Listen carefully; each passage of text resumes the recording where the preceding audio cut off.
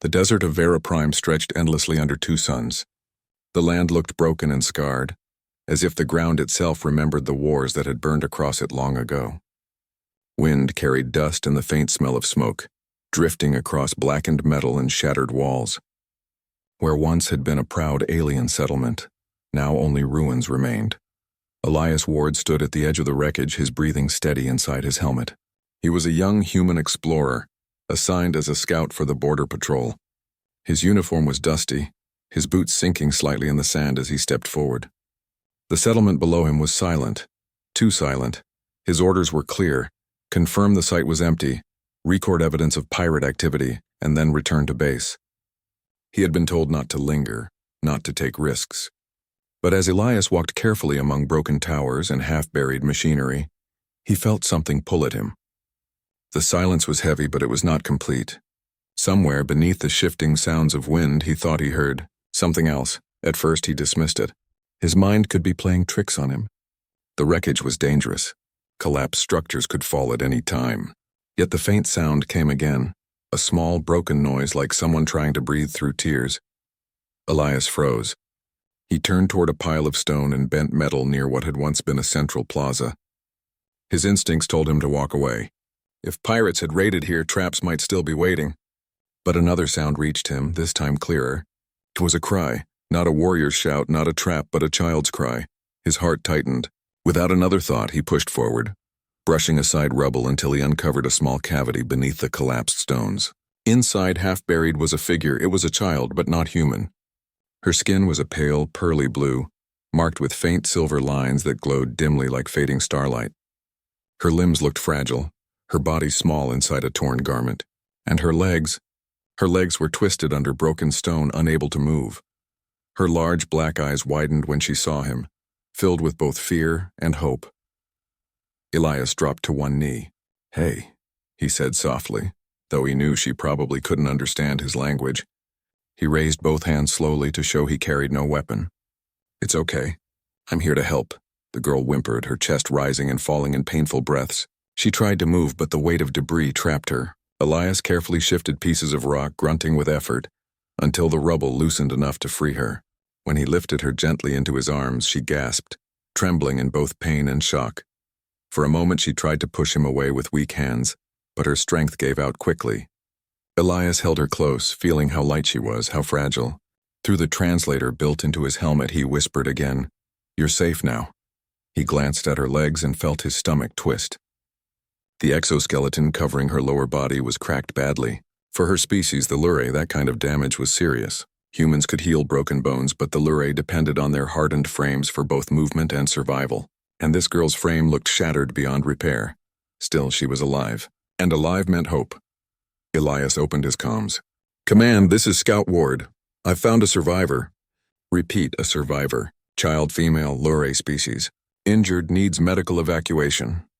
Static answered him, then a stern voice. "Ward, your mission parameters are to scout only. Do not engage. Confirm the site as cleared and return. Extraction of enemy civilians is not authorized." Enemy civilians. The words hit him like ice. To his commanders, this girl was nothing but a complication. The Lurian humans had fought bitter wars in the past. Peace existed only as a fragile ceasefire. Saving one alien child was not considered worth the risk. Elias looked down at the girl. Her eyes locked onto his. She did not speak his language, but the meaning was clear enough. She was asking him not to leave her. He closed his comms. "Negative, Command. I can't leave her." Silence followed. He knew what that meant: disobedience. He would face punishment later. But right now, none of that mattered. Right now, a life was in his arms. He adjusted his grip and began moving quickly through the ruins, searching for a safe path out. The girl clung weakly to him, her breath shallow. Once or twice, she tried to whisper something in her own language. The words were soft, broken by pain, but Elias could feel the emotion. She was afraid. "Don't worry," he said quietly. "I've got you. I won't let go."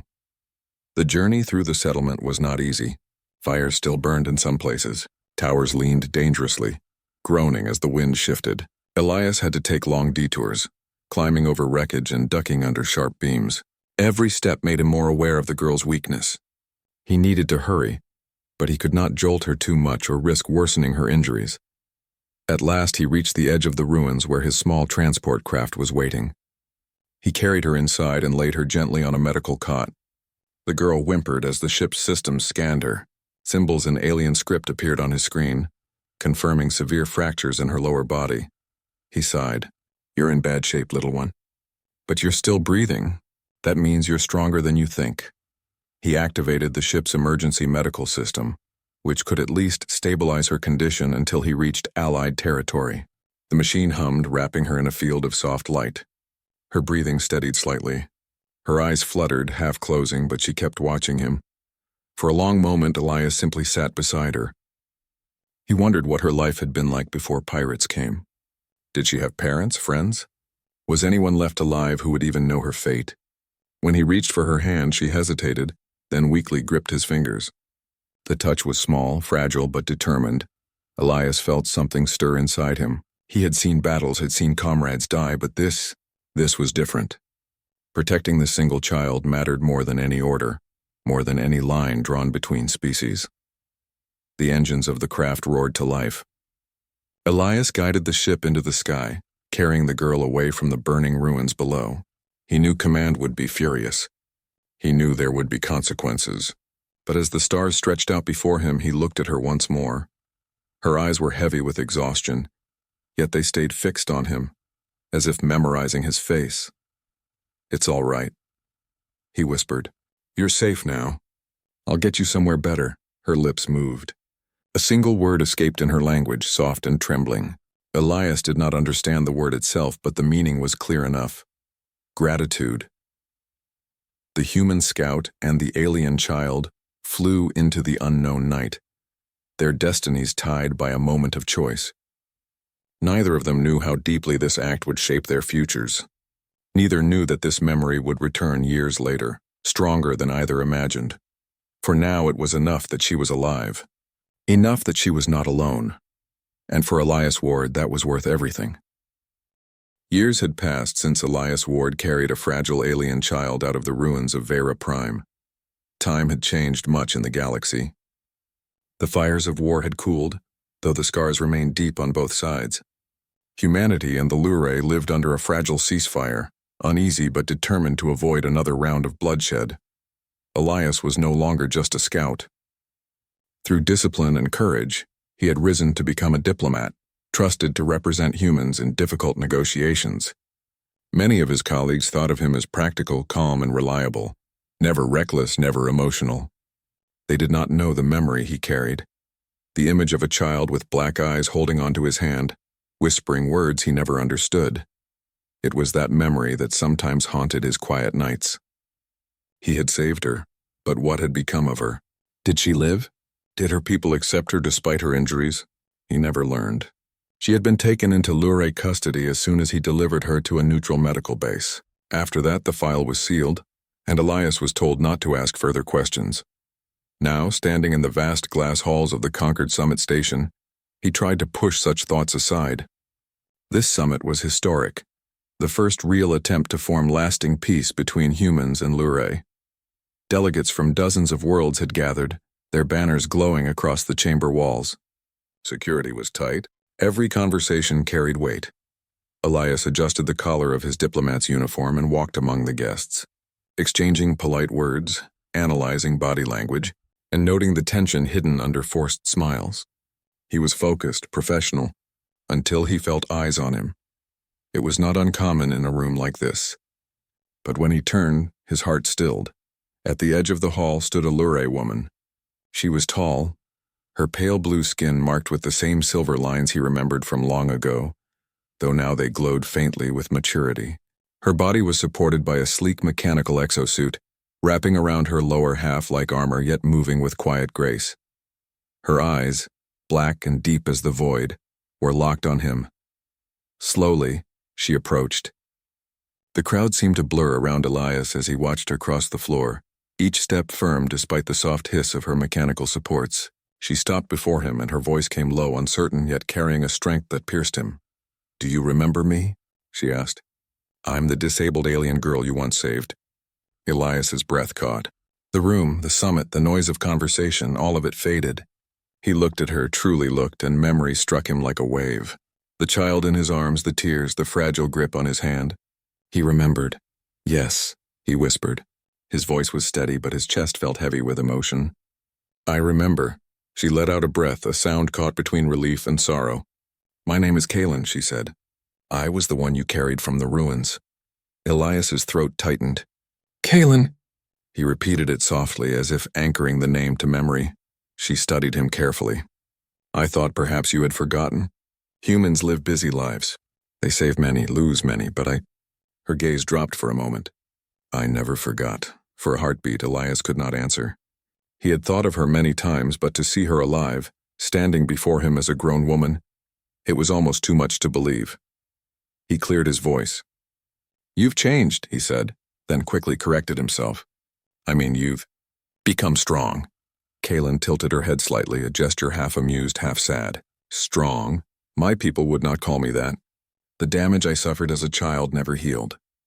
My body is broken. Without this suit, I cannot walk. She lifted one slender arm, letting the mechanical supports hum faintly as they adjusted. Among the Lure, perfection is valued. Weakness is shunned. Many thought I would live quietly in shadows away from honor. Her eyes lifted again, fierce now, but I refused. Because I remembered the human who looked at me not with pity, not with disgust, but with resolve. You carried me. You gave me back my life. I decided I would not waste it. Elias felt a deep respect rise inside him. He bowed his head slightly, not as a diplomat, but as one soul honoring another. I'm glad you lived, he said simply. And I'm glad I get to see you again. For a moment, silence stretched between them. But then Kaylin's expression hardened. She leaned closer, speaking in a whisper only he could hear. I did not find you by chance, Elias Ward. I sought you out because I fear something. Elias's instincts sharpened. He glanced around. The summit hall was full of smiles, yet tension coiled underneath. What is it? He asked quietly. There are those among my people who will never accept peace with humans, Kaylin said. They see weakness in diplomacy. They speak of betrayal and vengeance. I have heard whispers that this summit is not safe, that someone plans to strike. Elias's jaw tightened.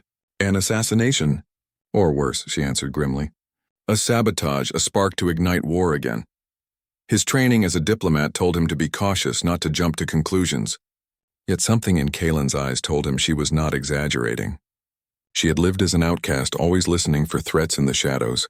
If she said danger was coming, he believed her. We need proof, he said. If we warn people without it, we could break the summit before it begins. Kaylin nodded. Then we must find it, together. The word struck him, together. Years ago, he had carried her because she was helpless. Now she stood beside him as an equal, her mind sharp, her will unbroken. Elias felt something stir in him again. Not pity, not duty, but respect. The evening continued, full of speeches and toasts. Elias played his part, smiling when expected, speaking when needed. But beneath the surface, his mind raced with Kaylin's warning. Each time he caught sight of her across the hall, their eyes met briefly and he felt the bond of trust between them. Later, when the hall began to empty, Kaylin found him again. She spoke softly. There is someone we must watch. A warlord's emissary, present among my delegation. His name is Vorash. He has influence among the extremists. If danger comes, it will come through him. Elias nodded. Then we start with him.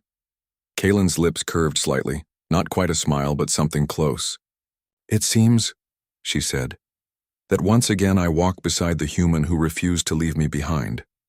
Elias met her gaze, steady and sure. And I won't now either. They stood together at the edge of the glass hall, stars stretching endlessly beyond the station's windows. Neither spoke further, but both felt the weight of what was coming. The summit was meant to bring peace, but shadows moved unseen. The girl Elias had once saved was no longer a helpless child. She was Kaylin, strong, determined, and unafraid to face danger. And as fate would have it, their paths were bound again. What neither of them knew yet was how deeply this reunion would shape the future, not just of their lives, but of two civilizations standing on the edge of war and peace. The summit station drifted quietly among the stars. From the outside, it looked peaceful, with shining towers and glass domes reflecting the light of a nearby star. But inside, tension grew. Behind every smile, behind every handshake, Elias Ward could sense the unease. He had been in many negotiations before. He knew when words were real and when they were only masks. And now, after Kalen's warning, he felt the masks everywhere. Someone was hiding something. Elias stood by a tall window, looking down at the Luray delegation as they moved across the great hall below. His eyes narrowed when he saw the one Kalen had named, Vorash. Vorash was large for a Luray, his exoskeleton polished and sharp, almost like armor. His silver lines glowed brighter than most, a sign of both health and pride. He carried himself with the air of someone used to command, someone who thought himself untouchable. Kalen moved to Elias's side, her exosuit humming quietly as it supported her steps. "There," she whispered. "He speaks of peace with his mouth, but I have heard his voice in other places. He is no friend of yours." Elias studied Vorash carefully. The warlord's emissary laughed with a group of humans, but his eyes were cold. He looked like a man playing a role he did not believe in. "You're sure he's involved?" Elias asked softly. "I cannot prove it yet," Kalen said. Her tone was calm, but there was an edge beneath it. "But I know the way he speaks when he thinks no one listens. He carries old hate. If the peace fails, he gains power. That alone makes him dangerous." Elias nodded. "Then we watch him. Quietly. If he's plotting something, we'll catch him." Kalen turned her head toward Elias. For a moment, her expression softened. "You trust me easily." "You gave me your truth," Elias replied. "And I remember the look in your eyes the day I found you. You don't lie about danger." Her gaze lingered on him for a moment longer, then she looked back toward Vorash. "Very well. We watch." That night, after the day's formal speeches ended, Elias and Kalen slipped into the quieter corridors of the station. They had agreed to meet away from curious eyes. The summit drew attention, and too many ears were eager to hear secrets. Kalen moved slowly, her exosuit whispering as she walked beside Elias. "I have contacts among my people," she said. "Some still see me as weak, but others know my ears are open where others cannot hear. If Vorash plans something, I may be able to learn." "Good," Elias said. "And I'll check the human side. If he has allies among us, I want to know who." They reached a dim lounge at the edge of the station, a place mostly empty at this hour. Elias pulled out a small device and activated a sound shield. The air hummed softly, making their voices private. Kalen sat carefully, her exosuit adjusting to support her. She looked tired, though she tried not to show it. Elias noticed. "You've been pushing yourself," he said gently. "You should rest more." Her lips pressed into a thin line. "Rest makes me slower. Slowness makes me weak. I cannot afford weakness." Elias leaned forward. "Kalen, weakness is leaving someone behind when they need help. You didn't do that today. That makes you strong." For a moment she looked at him, her dark eyes unreadable. Then very softly she said, "You speak as if you understand me better than my own people." "Maybe I do," Elias said simply. The silence that followed was not uncomfortable. It felt like something stronger than words was passing between them. Finally, Kalen broke it. "Tell me," she said. "Why did you save me?" "That day, you had orders. You could have walked away." Elias thought for a moment. He could have given her a neat diplomatic answer, but instead he gave her the truth. "Because I couldn't live with myself if I left you," he said quietly. "Because you were alive and afraid, and that was enough." Her eyes softened, and for the first time since their reunion, she gave him a small, true smile. "Then you are not like the others." Before Elias could answer, the sound shield flickered. His device buzzed softly. Someone was trying to scan through it. He shut it off quickly. "We're not alone," he whispered. Kalen's exosuit shifted, small metal arms unfolding slightly as if ready to defend her. Elias moved to the door, listening. Footsteps echoed down the hall, then stopped. Silence pressed against the lounge. Finally, the steps retreated. Whoever had been listening chose not to enter. Kalen exhaled slowly. "Vorash has eyes everywhere. We must be careful." Elias nodded. "Then tomorrow we split. You listen to your people. I'll watch the humans. We meet again after the second session," she agreed, and so their plan began. The next day passed with speeches and debates, but beneath the surface, Elias worked quietly. He followed small trails, a human aide carrying unusual data files, a Luray guard speaking too quietly into a comlink. Little details, but enough to raise suspicion. By evening, he had pieced together something troubling. There were shipments arriving at the station that did not appear on official lists. Small containers, but too many, too frequent. When he met Kaylin again, her expression told him she had found something too. "I heard Vorash speaking in a coded tongue," she said. "He spoke of a spark that would burn the fragile bridge. I do not know what he meant, but his tone was eager." Elias placed his findings on the table between them, showing the records of shipments. "And I found this. Hidden cargo. If explosives were smuggled onto the station, that could be the spark he means." Kaylin's hands curled into fists. "Then he plans to destroy the summit itself. If the station falls, both our peoples will blame each other. War will return?" Elias's jaw tightened. "We need proof strong enough to stop him before he acts." She nodded. "Then tomorrow night we search the cargo decks." The cargo decks were quiet, far from the shining halls of the summit. Elias and Kaylin moved through shadows, careful to avoid patrols. The air was colder here and the lights dimmer. Kaylin moved with determination, though Elias could see her exosuit working hard to keep pace. He admired her will. She never asked for help, never slowed unless forced. Finally, they found one of the unlisted containers. Elias used a small tool to override the lock. The door slid open with a hiss. Inside were rows of metal cases sealed and heavy. Kaylin stepped closer, scanning with the device from her suit. Her eyes widened. "Explosives," she whispered. "Enough to tear through the summit's heart." Elias's chest tightened. This was it, proof of the conspiracy. But before they could move, a sound came from behind. They turned to see shadows stepping into the light. Vorash stood there, flanked by armed Luray loyalists. His smile was sharp, cruel. "Well," Vorash said, his voice deep and mocking, "the little broken one brings her human pet to sniff at my work." Kaylin's jaw tightened, but she stood tall. "You would doom us all for your pride?" Vorash sneered. "Peace is rot. War is truth. You should have died in the ruins, crippled child. Instead, you crawl in machines and think yourself strong." Elias stepped forward, placing himself between Kaylin and Vorash. His voice was calm, but steel lay beneath it. "She's stronger than you'll ever be, and we're not letting you destroy this summit." Vorash's smile faded into a scowl.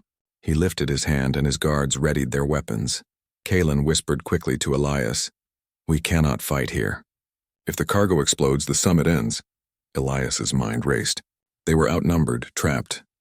Yet he knew one thing. He would not abandon her. Not now. Not ever. The shadows of the past had returned, but this time Elias and Kaylin faced them together. The cold light of the cargo deck reflected on the rows of sealed cases.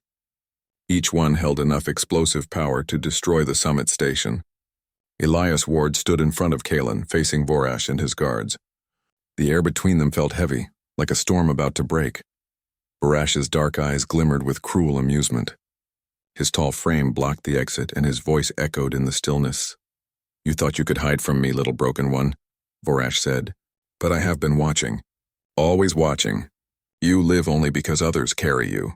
Without your machine, you are nothing." Kaylin straightened, her exosuit humming softly.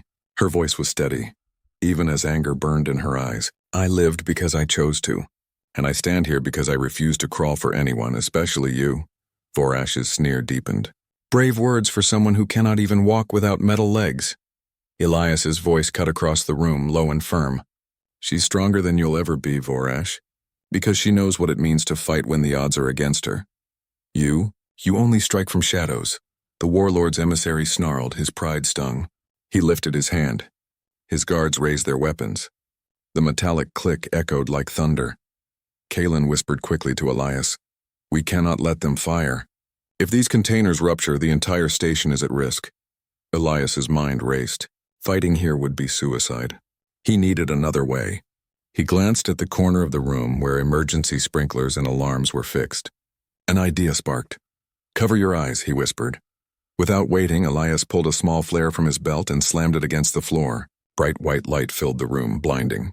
The sprinklers activated, spraying water down like rain. Alarms wailed, echoing through the metal halls.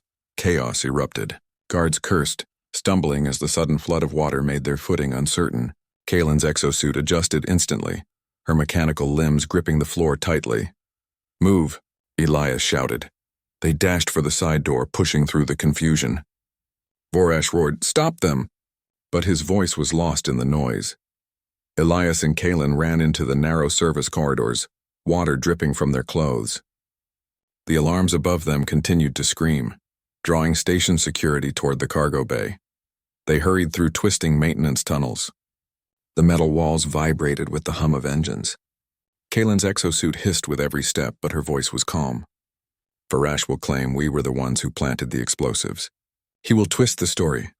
Elias nodded grimly. Then we need proof strong enough to expose him. We need to bring everyone to the truth before he can strike again. Kalen glanced at him. Then we do not run from this fight. We take it to the summit floor itself. They stopped in a shadowed alcove to catch their breath. Elias looked at Kalen, noticing how her pale skin glistened with water, her silver lines glowing faintly in the dim light. She was tired, he could see it. Yet her eyes burned with determination. "You're pushing yourself too hard," Elias said softly. Kalen shook her head. "Do not waste your concern. If I fall, then I fall. But if we fail here, the peace dies. I will not let my people or yours be dragged into war again." Elias studied her for a moment. He saw not weakness, but unshakable will. He felt something stir inside him, stronger than respect. "Then we finish this together," he said firmly. She gave a small nod. Together, they moved toward the summit chamber. The station was already in turmoil.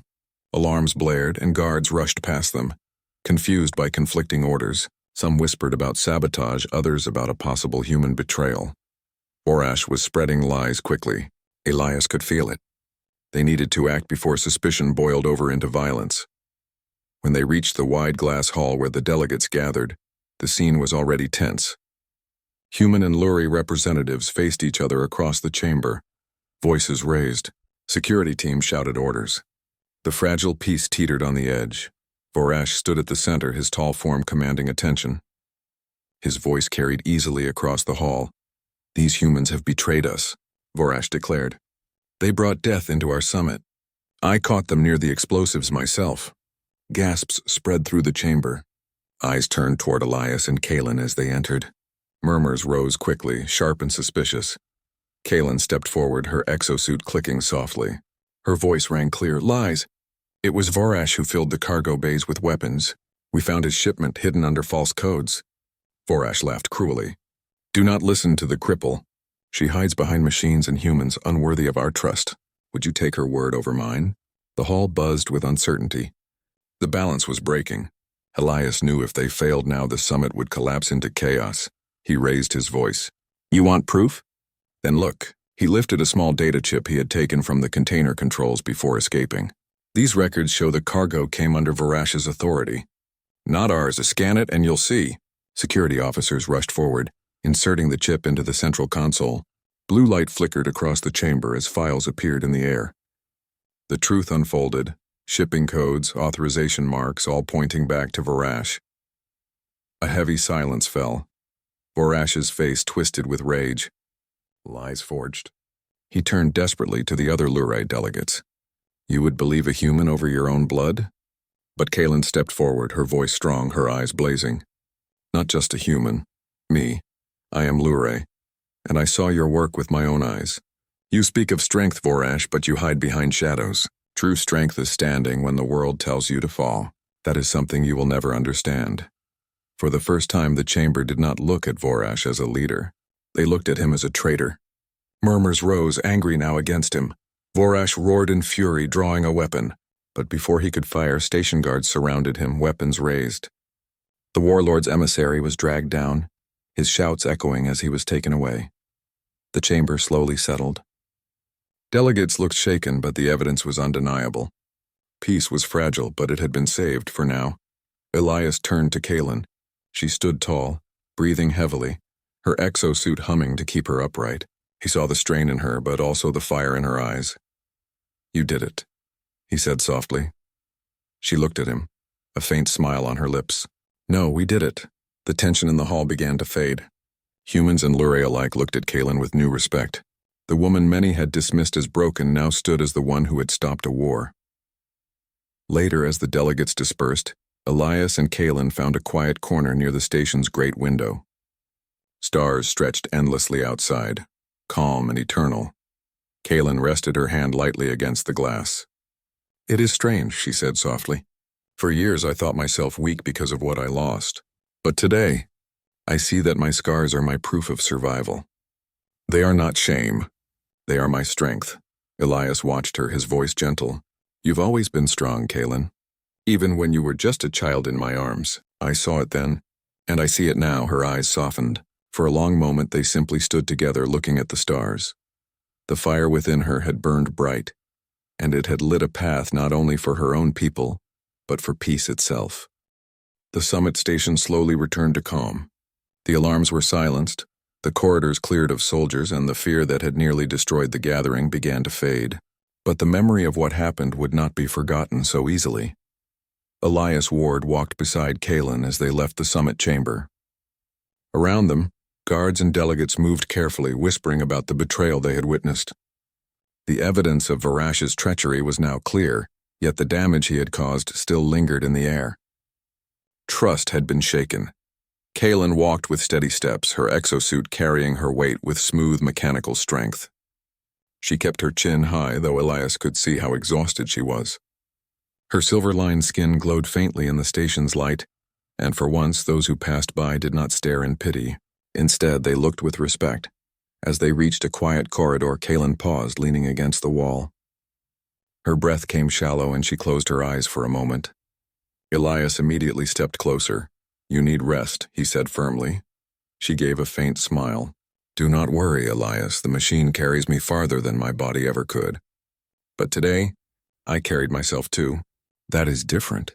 Elias looked at her, feeling a swell of admiration. She had faced her enemy, defied his cruelty, and stood in front of her people without fear. She was no longer the fragile child he once carried through fire. She was a leader. That evening, the summit leaders gathered again, though this time the atmosphere was quieter, more thoughtful. Humans sat at one side of the long hall, Luray at the other. The memory of Varash's outburst still echoed, but his arrest had changed everything. The presiding council leader, a tall woman with sharp eyes, spoke first. "We were on the edge of war. Lies nearly broke us. Yet the truth was revealed because two voices chose to speak when silence was easier." Her gaze turned to Elias and Kaylin. "The council recognizes your courage. Without it, we would not be sitting here still as allies." Kaylin felt dozens of eyes on her. For a moment, old memories returned. Whispers of pity, the weight of being different, the years of loneliness. But now those same eyes held something else. Respect. Gratitude. She rose slowly, the exosuit's joints clicking softly. Her voice was calm, clear. "I only did what I must. My scars, my weakness, these are not chains. They are reminders, and reminders can teach us. I will not let them silence me anymore." The chamber grew still. Even hardened politicians listened. Her words carried the strength of truth, simple but powerful. Elias watched her, pride warming his chest. This was her moment, and she was claiming it fully. After the session ended, Kaylin and Elias walked to the viewing deck of the station. Outside, the wide glass windows stretched the galaxy itself, rivers of stars painted across black space. Ships drifted in silence beyond, their lights blinking like fireflies. Kaylin placed her hand on the glass, her voice soft. "Do you know why the Luray call the stars the eternal memory? We believe that nothing is ever truly gone. Every life, every act becomes part of the light. Even when we fall, the stars remember us." Elias nodded slowly. "On Earth, we look at the stars and think about how small we are. But maybe they're also proof that we're connected. Different worlds, different people. But we all share the same sky." She turned to him, her silver-marked eyes steady. "Perhaps that is why I remembered you, Elias. Because the stars remembered too." He held her gaze, feeling a weight in his chest he could not describe. It was not just gratitude or friendship. It was something deeper, something he had not expected to find here. In the days that followed, the summit concluded with new agreements. Humans and Luray would exchange ambassadors. Joint patrols would secure their borders against any who tried to reignite war. Vorash and his followers would face trial before both races, their crimes too great to ignore. Yet beyond politics, something else had shifted. Kaylin, once dismissed by many of her kind, was now seen differently. Young Luray came to her asking questions, seeking guidance. Some thanked her quietly for standing tall when all expected her to fall. One evening, a young Luray woman approached her in the station gardens. "You showed us that strength is not only in unbroken limbs or perfect flesh," she said shyly. "You gave me hope for my brother. He is wounded from the last war. He believes he is less. But if you can stand before all the stars and speak, then maybe he can too." Kaylin listened, her heart heavy yet proud. She placed a hand gently on the girl's shoulder. "Tell him this. Scars are proof that we have lived, not that we are broken. The stars remember him too." Elias watched from nearby, feeling his respect for Kaylin deepen. She was no longer just someone he had saved long ago. She was becoming a voice that could shape the future. But not all was easy. Rumors spread that Vorash's ally still lingered, hidden in the shadows. Peace was not yet secure. There would be more challenges, more trials. One night, as Elias and Kaylin prepared to leave the summit station, they stood again by the great window. Silence stretched between them, comfortable, unhurried. Finally, Elias spoke. "You know, when I carried you out of that ruin years ago, I thought it would be the last time I saw you. I never imagined this." Kaylin tilted her head. "Nor did I, yet perhaps this was always meant to be. You gave me life that day. Today we gave others hope. Perhaps that is how the stars weave their memory through us." Elias chuckled softly. "You sound like a philosopher." She smiled faintly. "Perhaps. Or perhaps I'm only a girl who refuses to be forgotten." They both looked out at the endless galaxy. The transport ship that would carry them back to Earth waited in the docking bay. As Elias prepared to board, Kaylin stopped him with a hand on his arm. "Elias," she said quietly, "do you remember what I asked when I first saw you again? Do you remember me?" He nodded slowly. "I do." Her silver-marked eyes softened. "Then let me ask one more time. Do you remember me? Not as the child you saved, not as the broken girl, but as who I am now?" Elias met her gaze. His answer came without hesitation. "Yes, Kaylin. I remember you, and I will not forget." For a moment, silence held them. No more words were needed. As the ship pulled away from the station, Elias looked back at the shrinking lights of the summit. Beside him, Kaylin sat in quiet thought, her exosuit resting, her spirit unbroken. The stars stretched ahead, endless and eternal. And in their light, both human and Luray carried forward the memory of what had been won. Not just peace, but the truth that even the weakest voice could change the course of history. Because sometimes, humanity's greatest strength was not power, not weapons, but the ability to see worth in others when the universe had forgotten them. And the stars. They would always remember.